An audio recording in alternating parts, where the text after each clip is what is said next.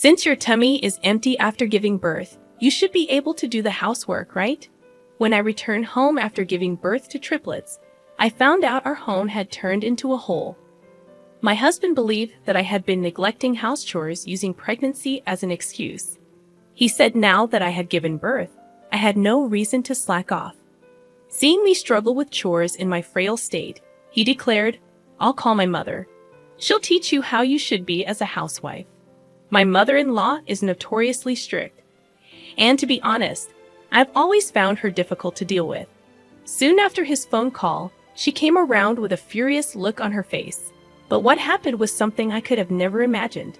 I lost my parents when I was young, and I was raised by my grandmother, but she passed away before I graduated from high school. With the help of kind neighbors, I managed to graduate high school. I found a job right after graduation and left my hometown. I had no choice but to sell my grandmother's house, so I no longer have a home to go back to. Fortunately, the people I worked with were very nice to me, and I met someone who I wanted to be married to. When I visited his parents for the first time to announce our marriage, I felt scared by just looking at his mother's strict face. My husband didn't plan to live with his parents, so we started our married life just the two of us. He was a very dependable husband, and though I handled most of the housework, his words with appreciation made me happy. My husband would tell me how good my cooking was, and that alone was enough to make me happy in our marriage. Around our 6-month anniversary, we found out that I was pregnant with triplets. The odds of naturally conceiving triplets are about 1 in 100,000. Since it was my first pregnancy, and I had no parents to rely on, I took maternity leave early. I had a strange feeling of happiness, mixed with a little fear as my body was changing. A female colleague of my husband, who had been kind to me since we started dating, had gone on maternity leave a few months earlier. She had worked almost until she gave birth, which I found incredibly powerful compared to my situation. I told her that I felt pregnant for the first time and expressed my fears and worries to her. She reassured me, saying everyone's nervous the first time. Her words kept me going as my little babies grew inside me.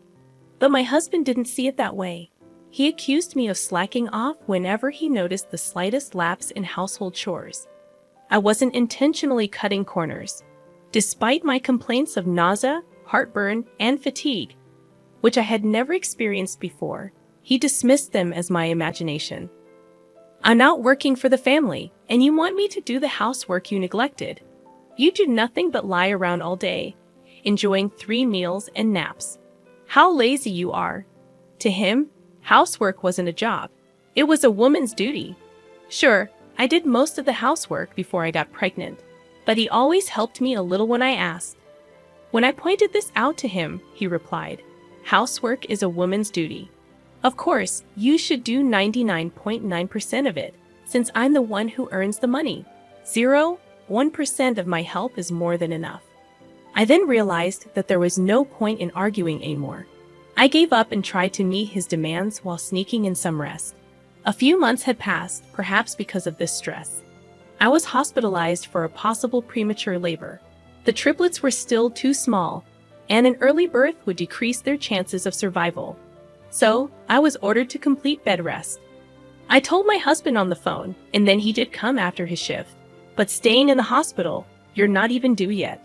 You asked the doctor to stay in the hospital so you can avoid housework, didn't you?" he accused. Didn't he hear from the doctor? I was shocked. I had called him because the doctor wanted to explain the situation to both of us and asked him to come as soon as possible. "Who's going to cook for me while you're here? You managed to come here for doctor's appointments so far, right? You'll be fine. Let's go home." He started packing my stuff and tried to drag me out of the bed. "Do you know how much it will cost to stay here? I have no intention of paying medical bills for someone who's not even sick. A C-section childbirth should be natural. Don't do anything that deviates from the laws of nature. Shame on you." His mention of a C-section showed that he had at least heard the explanation, but he clearly had not understood any of it. It was too early to give birth. The babies had to grow inside me. Hospitalization wasn't just a choice, it was a necessity. Besides having triplets, a C-section had been the plan from the beginning. I would have preferred a natural birth if it weren't for the triplets.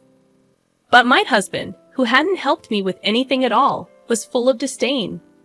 You just got me pregnant, and now you abandoned me. My anger against him was building up. If it were just about me, I can bear it, but 3 new precious lives were growing inside me. I'd do anything to protect them. But no matter how I tried to explain, my husband wouldn't listen. And from the anger, I started struggling to breathe. That's when a midwife rushed into the room. My husband was kicked out of the room, and I could hear him getting scolded. This was a matter of life and death, and his behavior was dangerously close to being reportable. Other pregnant women were so disturbed by him, they complained to him. After that, he behaved himself in the hospital. With one problem less, I thought I could focus on the babies. But I had to have a C-section soon, even though it was a little early for them. My biggest concern was whether they would be born healthy. But to my relief, the triplets were strong and healthy, happy babies. However, because they were born prematurely, they needed to stay in the hospital for a while. Even though my stay was longer compared to natural birth, I was discharged before my babies. When I got home, still feeling weak, I found out that the house had turned into a hole. You're the one who got away from housework for such a long time, so it's not my fault. But since you're back home now, hurry up, clean the house, and cook something for me. It was obvious that while I was in the hospital, he hadn't done anything around the house at all. Instead of washing clothes, he seemed to have just bought new ones and piled them up. I could tell if he was ordering food or buying takeout every night by the dirty food boxes or containers of rotten leftovers all over the place. The awful smell was undoubtedly from all this mess. There was no way I could clean up all this mess in a day or two, and I stood there stunned. You slimmed down around the belly. Should be easier to move around, right? So don't just stand there and get to work. He never visited me when I was hospitalized and didn't even come to pick me up. I was foolish enough to have a little hope that he might welcome me back home. In reality, I should never have expected anything from him. I was still not in the best condition after the delivery, yet I started cleaning up little by little, taking breaks in between. But whenever I was resting, he would find me and say, "Don't slack off, get up, and start cooking. Don't you understand that I should be the priority?" No matter how I tried to explain my situation, he just saw it as an excuse to slack off. I also had to visit the triplets in the hospital and pump milk. I couldn't just clean all the time. He demanded home-cooked meals, but the kitchen was filthy with a pile of garbage. I didn't think it was a good idea to prepare food in such condition, so I resorted to buying pre-cooked meals. I managed to go shopping, but I wasn't recovered enough to cook from scratch. So picking different pre-cooked meals each day was all I could manage. The regret of not being able to carry the triplets to full term haunted me, keeping me awake at night. I think that too contributed to my slow recovery. I begged my husband to take it easy on me, warning him that at this rate, I might end up back in the hospital, but in a different way. But he sternly refused, saying, "I won't accept any more hospital stays just because you want to avoid housework." I continued to sneak in breaks while doing chores. Eventually, I reached my limit and fell asleep without noticing his return. Sleeping instead of greeting me when I returned from work. What a life you have. Do you realize who you owe your livelihood to? You need to be re-educated as a wife. I'll tell my mother about your laziness and have her set you straight. He said that and called his mother right in front of me. He told her, I checked myself into the hospital just to avoid housework and to try to slack off using postpartum as an excuse. He would say his mother was strict with discipline. The memories of her scolding him as a child were still vivid in his mind. I had found her intimidating since the first time I met her. She had always seemed stern and hard to approach. I was terrified that it was my turn to receive strict discipline from my mother-in-law. She was supposed to come the next day, but on the day my husband rushed out of the house to avoid her, using some work-related meeting as an excuse. Right after he left the house, there she was arriving with a fierce look on her face. I braced myself for a scolding before I could even greet her. "What are you doing?" she said. I thought, here comes the criticism for my cleaning. You should be resting after risking your life for giving birth. She took the vacuum cleaner from me, put on her apron, then started to clean. She questioned me if I've been able to have enough rest in a clean bed, and then decided which room to clean first. Once one of the rooms was clean, she told me to rest there. I wondered if it was okay, but my body was already screaming its limits. Intending to rest only briefly, I ended up resting deeply. I woke up and rushed out of the room to look for my meal and found that she had not only taken care of the piled-up laundry, but also prepared a warm meal. Though there were still rooms that needed to be cleaned, the house was transformed into a livable space. I couldn't be more grateful for what she had done all by herself. Then my husband came home. Seeing the living room and entrance clean, he was triumphantly convinced that his judgment was right. My mom really did a good job teaching my lazy wife a lesson. I guess I've been too lenient with my wife. I'll learn from you and start being strict with her, he exclaimed. He saw the warm and appetizing meal. He started eating by himself. Suddenly, my mill snatched the meal from him and took the fork out of his hand. Who said you could eat? Get down on the floor, she commanded with an undeniable force, making my husband jump out of his chair and kneel on the floor. She asked him what the hell he had done to his own wife.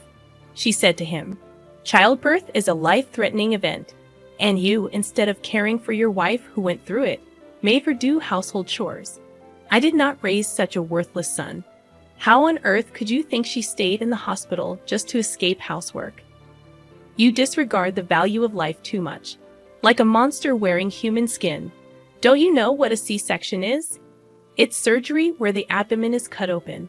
How dare you leave the house so dirty and do nothing about it while your wife needed to rest in a clean environment? You are the one in need of discipline, not your wife, you useless bust." The scene was unbelievable, like a grown man being scolded like a child. You never change, do you? You take the opinions of others at face value, and when corrected, you become stubborn and refuse to listen. Your father now acts more responsibly, you foolish son, she continued. She questioned him why he mistreated his postpartum wife, and my husband confessed. He was influenced by a male colleague. He was told that women use pregnancy as a weapon to become bold and impudent. Pregnant women slack off on household chores using morning sickness as an excuse and opt for easy childbirth using the baby as a reason. They would conveniently control the men because the men don't know any better. She was infuriated to find out that her son believed such an absurd story, and he had been oppressing me. I was worried that her blood pressure would rise so high and cause a stroke. He was unable to retort, just shriveled up. My mill had offered to help with postpartum care, but my husband declined, saying he would take care of me, which she initially admired as his growth. However, the reality was the opposite, and she apologized to me for not visiting, having trusted her words. I felt touched knowing she had been so concerned about me. My mill was strict but very sensible. She said that anyone who spreads falsehoods is no good colleague at all. She told him off not to believe such people. He optimistically said, as for that colleague, he was away on a business trip for a while, so there was no need to worry about it anymore. I doubted whether he truly understood, and my mill seemed to share my skepticism. She was looking down at him doubtfully. After this incident, my husband became more cooperative, and my health improved. Eventually, I was able to manage grocery shopping after visiting the triplets at the hospital. My mill still regularly came over to help and left pre-cooked meals that could be stored for later. I felt so grateful for her kindness. When the triplets came home from the hospital, she visited almost every day, reminding my husband of the importance of family. Initially, he refused to change diapers, but fearing my mill's wrath, he reluctantly started helping. He would attentively care for the children in her presence, but once she left, he would cease doing anything. His attitude became apparent even without her watching, leading him to busily search the house for hidden cameras. It was obvious to her anyway by just watching him changing diapers. However, the once tiny triplets grew up fast. Eventually, my husband gave in and only helped with diapers and feeding. Until the triplets started one for nighttime crying, he claimed he had work the next day, used earplugs, and went to sleep. This left me feeling like being a single mom. Then one day, he casually remarked, "The triplets are 1 year old now. You can handle them alone, right? The hardest part is still to come." Had he been influenced again by that same colleague? Upon further conversation, he mentioned that his female colleague who had returned from maternity leave said childcare became easier once the child turned 1. It was the same colleague who had encouraged me during my anxious first pregnancy. Would you really say something so careless? So now that you've been slacking on housework for so long, time to go full throttle. Child care and housework are women's jobs, not for men. By the way, when are you going back to work? I didn't plan to have 3 babies. I can't feed them by myself. With these words, I was certain the colleague who had been away on business had returned and filled my husband's head with more falsehoods. He would leave his clothes around and never clean up after meals. He seemed to have regressed to the days when he expected everything to be done for him. Bath, meals, tea, with 3 toddlers moving around. I couldn't manage all the housework. I claimed that if he wanted the housework done, he needed to participate in childcare. But as I expected, he labeled it as an excuse for slacking. Moreover, his lack of interest in the children, he often left dangerous items like razors within their reach. When I pointed it out, he would scoff, saying, "I used to handle it before pregnancy." He even insisted that the one who notices should put away. This led to arguments, and in his frustration, he started ignoring me and the children. He would step over them as they lay on the floor. He could have stepped on them if they made little movement. I told him to be more careful with them, but he ignored. Because I protected the children and told him off, he became even more stubborn and sulky. I gave up, and I consulted my mill. The next morning, she came over, woke up my still sleeping husband, and took him back to her place. A few days later, they returned, and my husband looked drained. I could tell he had undergone intense re-education. He kneeled before me, half crying, apologizing. He looked quite shocked and exhausted from being scolded and beaten back by his mother. The shock seemed to stem mainly from being lectured at work about his complaints. Angry at being scolded by his mother, he had vented at the office about what a terrible wife I was. The recently returned female colleague, hearing his complaints, asked, "Triplets?" When my husband nodded, she erupted in fury.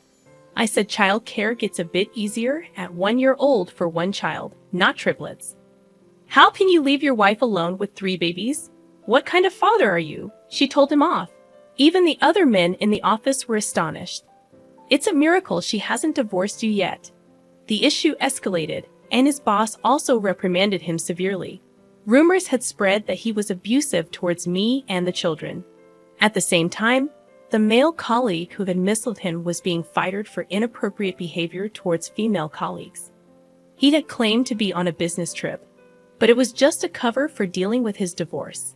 Upon returning, he was faced with a complaint filed against him, leading to police involvement. My husband, realizing the gravity of the situation after his boss declared an investigation into these rumors, finally felt a sense of crisis. His mother also warned him that if he was abandoned by his wife, she too would forsake him. Her stern words questioning his urge to push me back to work and his failure to support the family alone when he claimed to be the head made him change. I was wrong. I'll change and devote myself to my wife and children. Please don't leave me, he begged. My mill told me to tell him anything freely, but I decided to forgive him just this once. However, I made it clear one more slip, and I wouldn't forgive him. Since then, he has changed, actively engaging in housework and childcare.